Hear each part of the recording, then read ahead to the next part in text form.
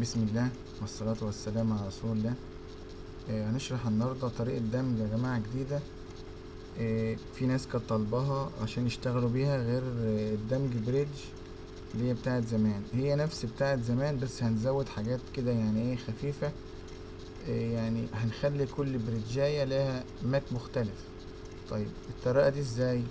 هنشوف ونتابع مع بعض. انا هفتح مثلا الوين بوكس بتاعي او السيرفر، في كارتين لان اللي هو الدخول والخروج. تمام. هنجيب السكريبت 8 خطوط على لينة واحدة، 8 خطوط دمج على لينة واحدة. السكريبت جاهز اهو، هقول له كوبي واروح في النيو تيرمال. طبعا يا جماعة هنا كارت دخول وخروج، كارتين بس اهم، واقول له كليك يمين باست في النيو تيرمال. السكريبت جاهز هبعته لكم. تمام. السكريبت كده يا جماعة نزل. بقى عندنا الدمج على لينة واحدة، يعني 1 2 3 4 5 6 7 8، 8 كروت بريدج على لينة واحدة اللي هي الوان. هنيجي نبص هنا على كلمة الوانيات. الله عز وجل. طيب ايه بقى اللي هنا هنشوفه زيادة؟ هنا مثلا الفاير وول نفس الدمج بتاعنا العادي اللي هو 8 خطوط على لينة واحدة، 8 بريدجات على لينة واحدة. والنات برضو نفس الكلام اهو، مفيش اي جديد حاليا، لسه معملناش اي جديد، كده كلهم على ماكة واحدة اهو. الفاير وول والراوتس كلهم من 1 ل8. كل ده الآلات بتاعتنا عادية جدا خلاص يا جماعة. السكريبت اللي انا حطيته خلاص يعني 8 خطوط او 8 بريدجات على لان واحدة، على كارت لان واحد. طيب هنشوف بقى ايه الجديد. هنجيب الانترفيس هنا عندنا كده على الوان، ونختار ادد ونقول له VRRB. طب يا جماعة بيجيب هنا كلمة VRRB واحد، عايزين نعمل منها 8 بعدد بريدجات اللي بيبي اوت 1 لحد 8. طيب ايه اللي هنضيفه هنا او هنزود العدد بتاعه؟ ال VRRB هيقول لي انت عايز تعمل على ايه، يعني انت تختار كارت ايه اللي هتعمل عليه. هقول له الوان اللي هو كارت الدخول. كده خلاص يعني ال VRB الوهمي هنقول له اعمل على الوان، اعمل منه 8 اعداد. طيب تمام. هنا في الخاصيه بتاعت الفي ار ار بي هنا العدد الفي ار دي واحد، ده اللي هيتغير معانا يا جماعه، هنغيره كل مره في 8 مرات. وهنيجي هنا على الفي 3 بروتوكول هنخليها اي بي في 6. البروتوكول اللي هو الجديد بدل اي بي في 4 هنخليها اي بي في ايه 6 من غير البروتوكول بتاعه. واقول له ابلاي. طبعا يا جماعه نزلت هنا تحت الوان اول بالجي بتاعتها اهي، واقول له كوبي. تمام. واجيب الفي ار ار بي تاني واقول له غيرها خليها 2. تمام. وكل الاعداد زي ما هي مش هغير اي حاجه، واقول له ابلاي وكوبي. وهكذا اقول له ار بي 3 وكل حاجه زي ما هي، اقول له ابلاي وكوبي. كده عملنا 3، هعمل لحد 8 يا جماعه. ونشوف التغيير بيقول لي ار ام، يعني كده بي ايه بيجمع معايا اهو. في ار بي اقول له هنا 4 وابلاي وكوبي، وهكذا لحد 8. الخمسة ابلاي وكوبي، الست ابلاي وكوبي، السبعة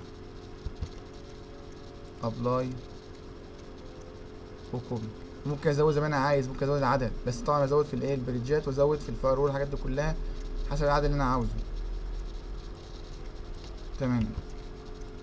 كده خلاص يا جماعه عملنا التمن في ار ار بي بعدد الكونكشنات بتاعتنا اللي احنا عملناها. هنيجي هنا على الكونكشنات دي يا جماعه، المفروض كنا احنا عاملين ديت على الوان.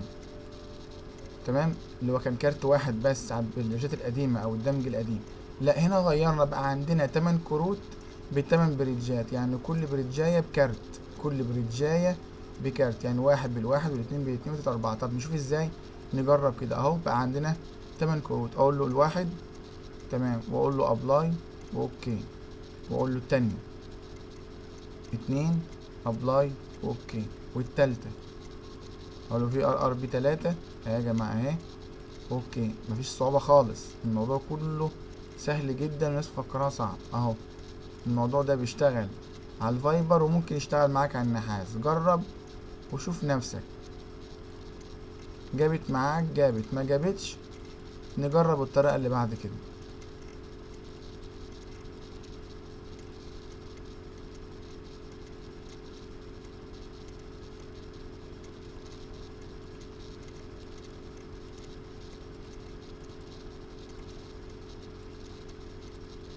اهو كده يا جماعة عملنا ال8 كروت مع بعض. طب نشوف الموضوع ده صح ولا لا. انا حاطط بتاع بدأ يعد معايا، الكور بدأت تعد معايا العكس يا جماعة.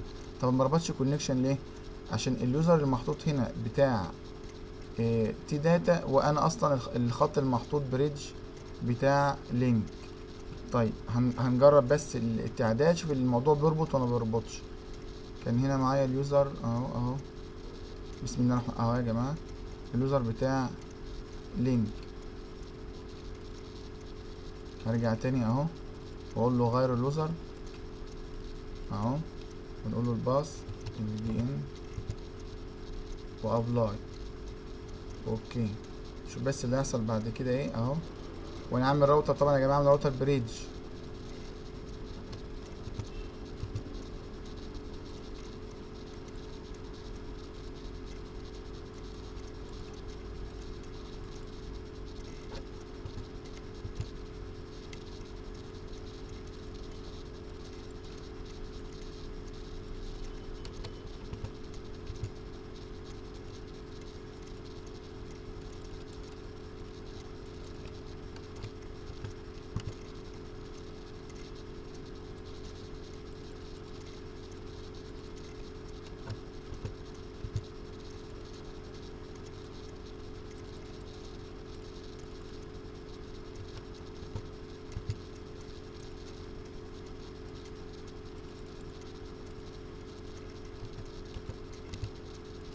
طبعا يا جماعة في خط عندي راوت بريدج اهو. المشكلة عندي ان الخط عندي نحاس، انا قلت ممكن يشتغل على الفايبر وممكن يجيب مع النحاس. طبعا انا جربت على لينك، ما جربتش على اي شركة تانية، فانت ممكن تجرب اي شركة تانية انت عاوزها. الموضوع ده الفكرة كلها بس بزود التمن بريدجات دول بتوع الاي بي في تي 6 اللي هو ده. الاي بي في 6 ده بس يا جماعة اللي بتغير بروتوكول جديد في موضوع الدمج اللي هو الفي ار ار بي. تمام، عامل زي موضوع الفيلان دي برضه موضوع دمج تاني خالص بطريقة تانية. بس دي بعمل كونكشنات ان كل كونكشن ماك مختلف، بياخد من الماك الرئيسي اللي هو الماك الرئيسي ده بيعمل زي 8 ماكات وهميين بيجوا معانا، وانا بختارش من الوان، بختار الفي ار ار. كل حاجة بعد كده بتبقى زي ما هي، ما بتتغيرش. يعني اللي هتلاقي الكونكشن بتاعه ربط بيعد معايا اهو، مبغيرش اي حاجة. اللي الكونكشن بتاعه ربط بيعد معايا يا جماعة اهو. اللي ربط هو التاني واحد اللي ربط اهو.